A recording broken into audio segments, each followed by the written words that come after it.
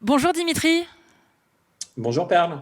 Alors on va parler personnalisation, on va parler data, on va parler aussi temps réel, mais peut-être en introduction, est-ce que tu peux nous expliquer quelle est vraiment la valeur créée par une Customer Data Platform aujourd'hui? Oui, tout à fait. Donc déjà, bonjour à tous et je suis ravi d'être là avec toi aujourd'hui pour traiter en fait de ce sujet de Customer Data Platform. Et enfin, déjà, en fait, on fait un premier constat, c'est qu'il y a deux tendances fortes. C'est que premièrement, on voit qu'il y a une volonté de la part des clients de rationaliser les investissements faits sur les différents stacks marketing tout en optimisant la gouvernance de leur organisation.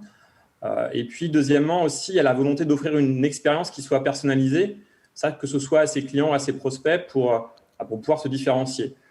Mais qui dit expérience personnalisée dit également en fait temps réel, qui devient un des facteurs essentiels euh, et que va permettre en fait d'apporter la CDP. Ouais, mais alors justement, le temps réel, ça fait quand même déjà quelques années qu'on en parle dans les technologies du marketing, de la publicité, du CRM, donc c'est toujours un peu la même promesse. Finalement, quelle est la différence concrètement aujourd'hui avec la CDP? Oui, tu as raison. Enfin, le temps réel, ça reste au cœur des enjeux en fait pour les marques. Et ces marques aujourd'hui, elles s'aperçoivent qu'elles peuvent jouer quelques cas d'usage en temps réel, mais pas forcément en fait l'ensemble des cas d'usage qu'elles voudraient ou pas sur l'ensemble du parcours client de leurs différents clients. Donc, et pourquoi ça? Parce que souvent, en fait, ces marques, elles ont des écosystèmes qui sont très disparates, qui sont liés à des choix historiques, qui sont liés aussi parfois à des rachats de marques. Donc, c'est là où, justement, avec une CDP, on va pouvoir compléter le stack existant en agissant vraiment comme le lien entre les différentes solutions technologiques des clients, en y apportant cette notion aussi de temps réel. Mais qu'est-ce qui va rendre tout ça possible? C'est qu'au sein de cette plateforme, on puisse en fait à la fois collecter en temps réel et consolider l'ensemble des données clients et prospects de l'organisation, quelle qu'en soit la source. Donc ça peut être d'un côté en fait les données de call center, ça peut être pour un opérateur de téléphonie mobile, pour les assureurs par exemple, ça peut être les données de case pour les retailers, ça peut être les données d'application mobile ou les données web digitales que l'on collecte en fait par ailleurs. Et cette donnée finalement, grâce à une CDP, on va pouvoir la réconcilier autour d'un profil unique. Et c'est ça qui va permettre ensuite une activation en temps réel, une activation à la fois sur la partie média, une activation emailing par exemple, de la personnalisation on-site à la première visite, à la première page, et aussi la partie next best offer.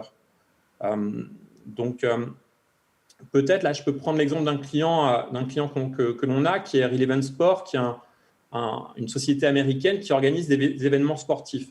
Et par exemple, ils travaillent avec la Liga, donc le championnat de foot espagnol. Donc, Relevant Sport, ils vont d'un côté utiliser par exemple une solution comme Adobe Campaign pour envoyer des push notifications en fait sur mobile. De l'autre, ils vont utiliser une solution comme Adobe Analytics pour identifier les fans qui ont un compte membre. Donc là, j'ai envie de dire jusqu'ici, rien de nouveau, rien d'extravagant, mais en fait, ce que va permettre en fait une data platform et ce que va permettre une CDP, c'est de faire le lien en temps réel entre ces deux sources d'informations et de pouvoir finalement engager les fans qui assistent à ce match de foot en leur donnant la possibilité, par exemple, de débloquer des badges de fans pendant le match, de participer à un concours pendant la mi-temps, ou bien de proposer un couponing pour un achat à la boutique quand on sort du stade, enfin tout ce genre de choses. Et donc finalement, la CDP, ça va juste permettre d'aller plus loin dans l'expérience client. Effectivement, et du coup de vivre vraiment pleinement l'expérience qu'on peut avoir avec la marque, ou ici typiquement dans le cadre du sport. Alors justement, si la CDP elle permet de centraliser finalement toutes ces données au même endroit, est-ce qu'on va enfin pouvoir sortir de ces silos et enfin vraiment pouvoir dire qu'on casse les silos dans l'entreprise?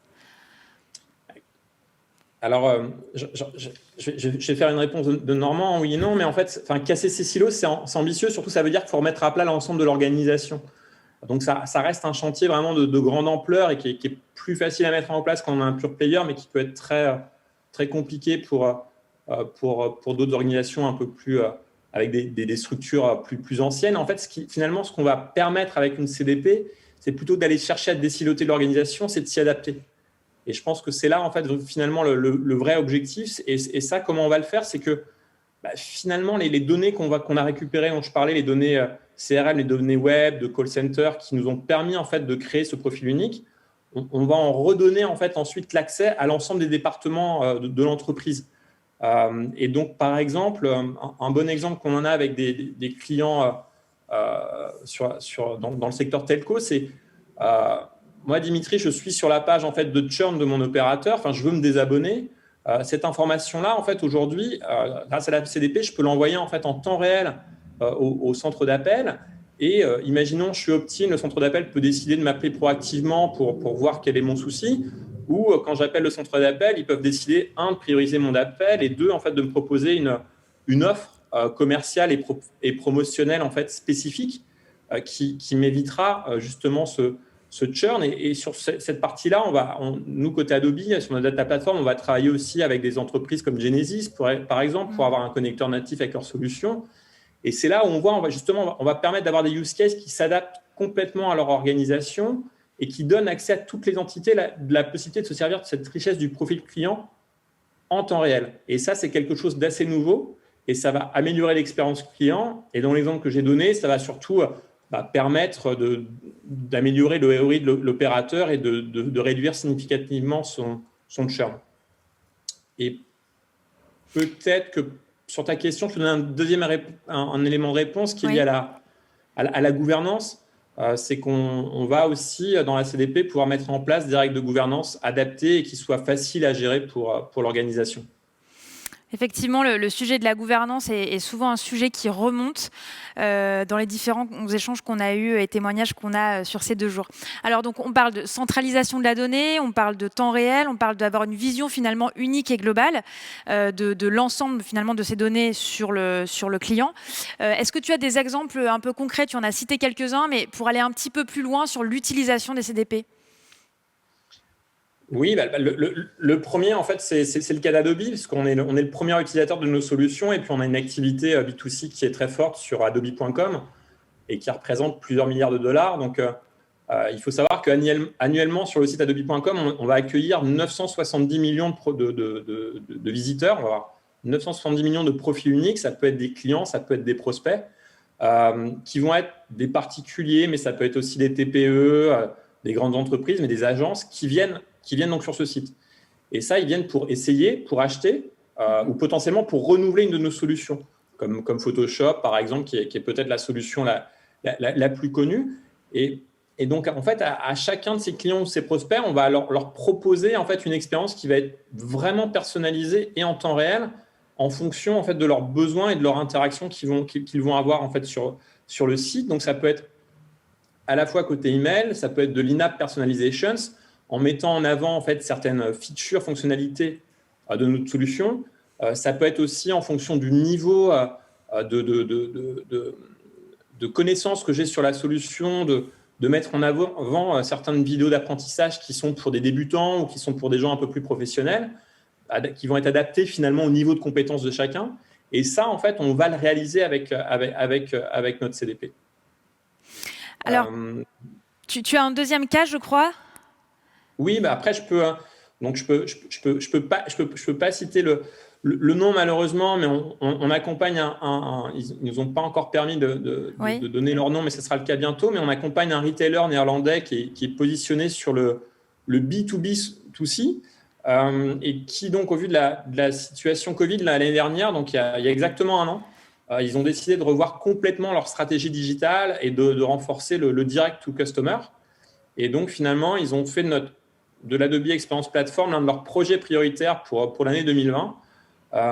Et donc, ça, c'était un projet ambitieux avec un time to market qui était très, très réduit. Et finalement, on a réussi à déployer l'ensemble du projet en 45 jours versus un projet, son intègre plus. Très bien. Et on espère que tu pourras venir nous le présenter peut-être dans la dernière minute qui nous reste. Oui. Est-ce que tu peux... on est quand même dans un contexte compliqué. En quelques mois, on accélère fortement sur les sujets de transformation, de data. Mais face à ça, il y a aussi des restrictions un petit peu budgétaires. Pourquoi est-ce qu'il c'est indispensable aujourd'hui de continuer à investir sur ce type de projet ? Après, je pense que les clients, en fait, les clients finaux, ce qu'ils veulent, c'est des expériences personnalisées. Donc, en fait, on a besoin finalement de continuer à générer en fait cette confiance qu'ils ont avec une marque, avec une enseigne. Donc, c'est important de le faire. Les pure players ont été les premiers à le faire, donc c'est important pour les autres marques de le faire. Et je pense que de mieux maîtriser sa data et de mieux l'activer. Et je pense qu'en tant que consommateur, les marques françaises, elles ont fait quand même d'énormes progrès ces dernières années. La preuve, c'est la très bonne santé de l'e-commerce français, les gains de part de marché qu'ils ont eus ces dernières années par rapport à des concurrents comme Amazon, pour ne pas les citer. Mais je pense que l'important, c'est justement d'accélérer. Et grâce à une CDP, grâce à une data platform, c'est ce que Adobe, on leur permet en fait de faire et finalement de compléter leur dispositif et d'aller plus loin dans l'engagement qu'ils ont avec leurs clients, dans la personnalisation des offres qu'ils peuvent faire à leurs prospects, à leurs clients. Très bien. Merci beaucoup, Dimitri. Et justement, effectivement, il y a une masterclass à 11h30 pour poursuivre les échanges.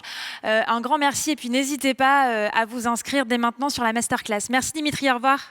Merci, Perle. À bientôt. Au revoir.